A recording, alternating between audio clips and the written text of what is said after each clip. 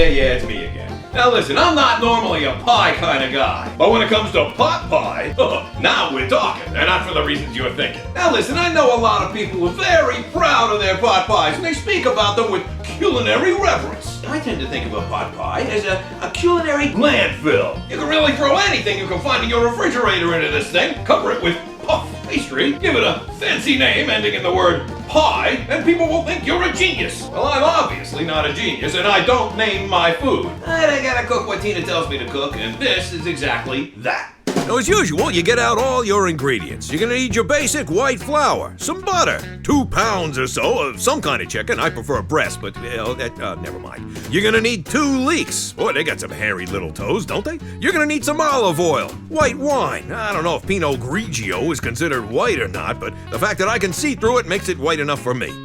You're gonna need some thyme, this stuff, and 2 carrots. You're gonna need a couple of celery stalks, the things they put in your Bloody Mary on Sunday afternoons that you drink with your pinky sticking up so you look like you have class. You'll need about 4 links of Italian sausage, and Tina says to use sweet, so naturally I chose hot. Some whole milk or cream, I don't think it matters, any thick white liquid will do. You'll need a 10 or 12 inch pie plate made out of glass, because, they're all made out of glass. You'll also need something called Puff Pastry. Yeah, try to say that and still sound masculine. You're gonna need wax paper and a beer bottle, because I don't know any guy who has one of these in their house, except he uses a hammer. And of course your salt and your pepper. Now come on, Tina, we're both hungry, let's cook.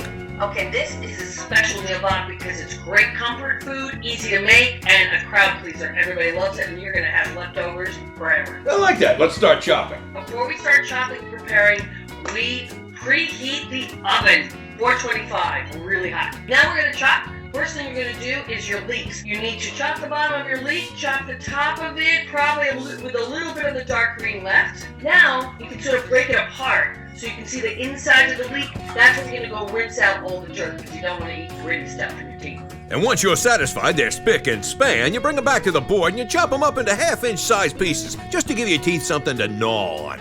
2 carrots, roughly chopped. 3 stalks of celery, finely chopped. Now remember, we use 2 different kinds of cutting boards. One for meat, which is usually not a wood-based cutting board, and a regular cutting board for vegetables. Just don't want raw meat to touch wood because the bacteria stays in the wood. So that's why we use a non-wood cutting board for meat. I think I had that mixed up. Don't worry, I'll just rinse off my plastic board and then I can start in on those tasty chicken breasts. In America, we tend to always use chicken breasts, but actually chicken thighs have more flavor.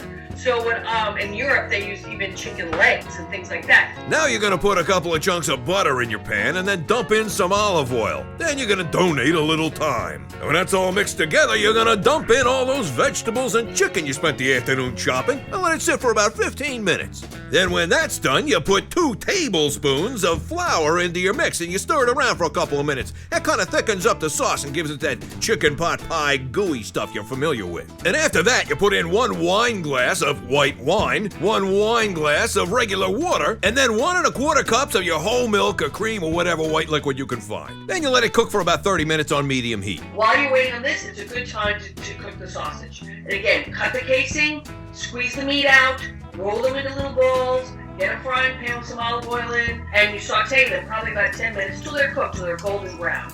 And then put them aside, because you're going to put them in the pie underneath the crust. And welcome to the hard part. Now the easy way is to put down wax paper on any flat surface you can find. Then you dump flour on it because you don't want this stuff to stick to it. Then you pull out your puff pastry and you lay it on the wax paper. Then you get your beer bottle and roll it out on top of it. You might want to sprinkle a little flour on top. Then you're gonna pour that concoction you just made into the pie plate and dot the top of it with those little sausage balls you made. Then you're gonna whisk up 1 egg, get a paper towel, dip it in there till it's drippy, wipe around the edge of the pie plate. That's gonna help seal in the whatever. Then you're gonna drape that thing over the top like a tablecloth and trim off the edges, but you leave a little overhang. Then you're gonna fork the edges to give it that look. Then you ball up the dough you cut off, you spread it around again, and you cut it into whatever shapes you want. I chose squares because it's easy. You plop them on top just to give it a little extra texture. And now you need to blot the top of the pie crust with your egg mixture all over, because that's what makes it golden brown. Then you shove it in the oven for 35 to 40 minutes at the aforementioned 425 degrees, and when it comes out, this is what it's supposed to look like. Tina made this one over the holidays. It's perfect.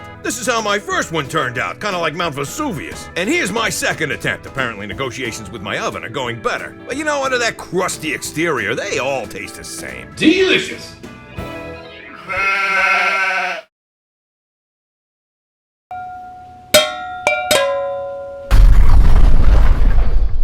Press it so it makes little fork marks all the way around. And also, oh, I forgot something. Sorry, I was wrong. Take two.